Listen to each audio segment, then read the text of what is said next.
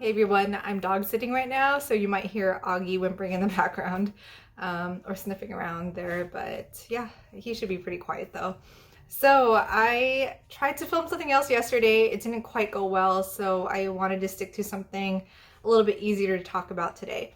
So as you can see from the title, I am talking about my most worn fragrances of 2021. I do track my fragrances in a spreadsheet. That way I can see what fragrances I've been really into the most frequently, and it also helps me see what fragrances I've been neglecting. But obviously I'm talking about the most worn, not the least worn today. So a few surprises I noticed from sorting out my list. One being, I've been really into Chanel this year. That was something I realized later on in this year, but actually seeing it quantified was a little bit eye-opening for me. So I think that's become one of my favorite houses now. And then Frassaï, I think, is an obvious choice for a house for me. I know I've been talking a lot about that house, but it's not just one fragrance that I wore a lot from that house. I am ordering it from least worn to most worn. My number one pick might be surprising. It was surprising to me. It's not one I've talked about a lot, and I only have a travel spray of it. So let's see if you could guess what it is, but I was actually surprised when I sorted out my list. So I'm going to share 12 today. I know people usually do a top 10. I looked at my top 10. It just felt incomplete when I left out these two, which are number 12 and number 11, because I felt like I wore them a lot more than I actually did. So my number 12 most worn is from Chanel, and it's this classic fragrance. Really aldehydic heavy type of fragrance.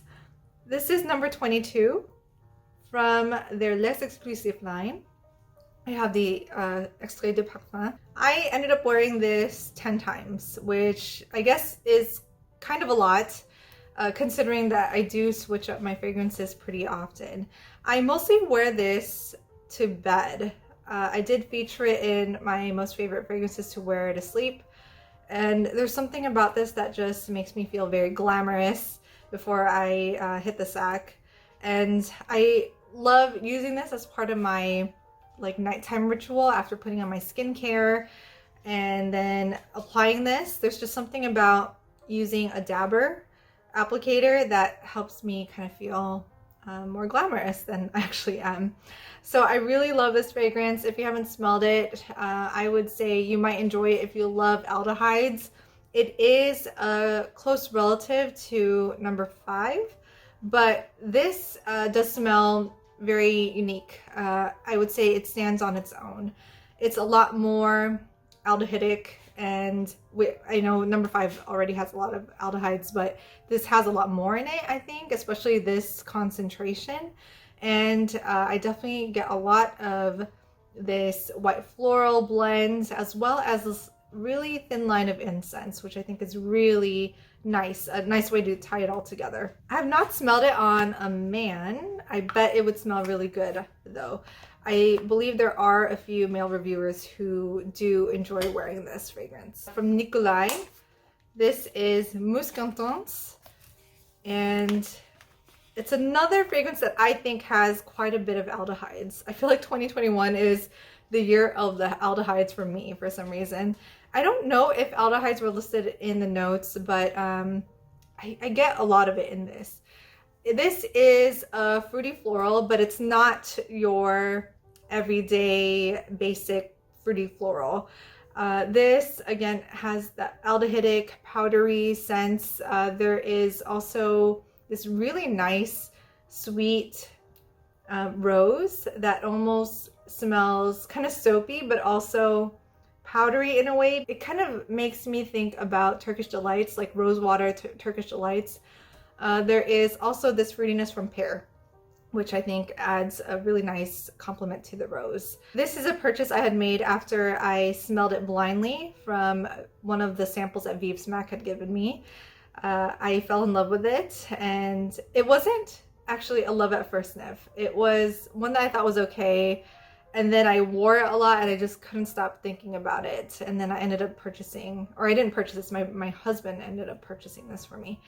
So yeah, this is a gorgeous fragrance. I think it's a really nice modern take on the aldehydic floral type of fragrance. I have to say, I really do like this house. I feel like it's one of the more underrated houses, although they are getting more traction now from other reviewers, but for the price, I feel like it's hard to beat. The packaging is also not bad for how much you pay for a bottle. I think it's pretty good quality. It looks nice too, really classic and sleek here. But above all, the fragrances themselves are fantastic. They perform really well too if that's something that you're really into when purchasing a fragrance, but the way that they smell is just amazing. It's Eve from the editing room, and I realized while I was editing this video that I was totally using the wrong numbers for my rankings. So if I say a number for the list, just ignore it. Now for my top 10, we'll start it off with this gorgeous one from Frassaï.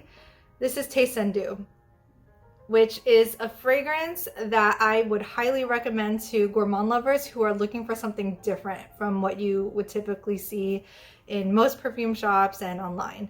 So I did do a pretty in-depth review of this. It's a review I'm actually pretty proud of because I spent a lot of time making that review. So check that out. But this fragrance is just a really fantastic gourmand, and it's one that I feel like really can't be replicated. I haven't really smelled anything like this. So again, if you like gourmands, you should definitely check this out. Another one I wore 11 times is this precious one here, Santal Majuscule from Serge. It's another one I reviewed. So this is a great fragrance for me to wear in the winter and autumn times. I did try it out in the summer months and it was just too overwhelmingly bitter. I think the cacao kind of came out a lot more. But this, it's so gorgeous. Really one of my favorite sandalwood type of fragrances. I love how kind of powdery it kind of feels. The sandalwood almost smells like sawdust in a way, and it really blends in perfectly with the cacao and the rosiness. Number 9 is from Chanel. This is number 5, Au Première. And you'll probably see that quite a few of the fragrances that I'm featuring here are pretty appropriate for the work setting, at least for my work setting. I have been going into work in person, so I've been focusing on wearing a lot more office-friendly type of scents, and I think this is one of them. Again, this is an aldehydic fragrance, not as aldehydic as number 22, but Au Première I think is more of a fizziness. There's like a lemony quality to it, and there's a slight hint of vanilla to round it out. I would say it's a modern take on number 5. This is the number 5 that I prefer to wear on myself. I just think it's simple but not boring. I know it's hard to do that balance, but this does it perfectly. Next is one that I had reviewed, and in that review I had mentioned that this was my most worn summer fragrance. So it's no surprise that it showed up here. So it's Datura Noir from Serge. And I will link my review here. I actually, for any of these that I reviewed as a single video, I will make sure to link that video here. But Datura Noir is one of my favorite summer scents because it is coconutty. It's also very tuberosy, and there's a bit of this gourmandy take on it with the almond. So to me, it's a really beautiful fragrance to wear for summer nights, and I would imagine that I would wear it in like a beachy type of party, which I was not able to do this summer, but I will plan to use this next year for that type of event. One that I wore 13 times is a gourmand, and it is Remember Me from Jovoy. Big ass bottle here. So really heavy too. It's a great one to try out if you like lactonic or milky type of fragrances. It is quite spicy as well. It kind of reminds me a bit of this very milky cup of chai, where you get all the spices in it. There's black tea in this as well. I would say it's a pretty realistic take on tea. And there's a bit of floral nuances as well. Very slight from the Frangipani, but I think it blends in really well in this fragrance. I actually decanted a little bit of this for a friend of mine who's not really into fragrances. She actually did not like this at first. It was not a love at first sniff for her as it was for me. But I think about 6 months after I gave her the sample, she wore it and she ended up texting me and telling me that she really loves this fragrance. So if you like the gourmand type of fragrances and you like sweet fragrances, I would say give this a try. But just know that it is quite milky. I know that's an accord that some people aren't really into. One that I also wore 13 times is from another favorite house of mine. This is from Ernest, Eau des Merveilles. And this is one that was made in collaboration with Ralph Schwieger. I think Natalie Feistauer was the other one that created it. But Ralph Schwieger is one of my favorite perfumers. And there's something that Ralph does that just makes fragrances just seem so happy and joyful. And this is no exception. But this one, I wore a lot in the summertime. It's just such a happy citrusy scent. I'm normally not into citruses, but the orange in this just makes your mouth water. There's a pepperiness to it too and a woody base, and I love this one. This is the original one, not the flankers. I do like some of the flankers, but I really don't think they could beat this original one. And it's one that I think is one of my most versatile fragrances. I liked wearing it in the summer, but I did pull this out as well in the winter. And I wore this to work, nights out, any events, you name it. And I just think it's just perfect for a lot of events. So my number 5 fragrance was one that I thought was going to be number 1. But it was number 1 last year, and I still wore it a lot this year. So it's from Frassaï, Blondine, and this just makes me feel like a fairy tale princess. You could see how much I used up already. I also did decant this for a few people, but I wore this a lot, and I tend to overspray this because I just love how it smells. But this is a gorgeous lily fragrance with slight gourmand touches. It's not too sweet though. There's something sweety about it that prevents it from being tooth-achingly sweet. But yeah, this shouldn't be a surprise to a lot of you folks who watch my channel. I do love this fragrance, and it's another one that I feel like I could wear for a lot of occasions. It's one of my favorite daytime date night fragrances to wear. One that I wore 15 times is this one. This is Bois from Chanel. I really love this. It's a great one to wear for me to bed because of how soothing the lavender is, but there's also something very professional about it. So I've been wearing it to work as well. And there's something about it that is unisex, but not in a genderless way. I love how it marries both stereotypical feminine features from fragrances and then stereotypical masculine features. And it's blended just seamlessly in this. I love the aldehydic DNA that Chanel usually gives their fragrances. It's in this fragrance for sure. And there's just something about it that just makes me feel like myself. I'm so glad that I found this and that I have it in my collection. It's one of Chanel's fragrances that I think does a great job of executing the story that they're trying to tell. I feel like a lot of their stories are kind of BS.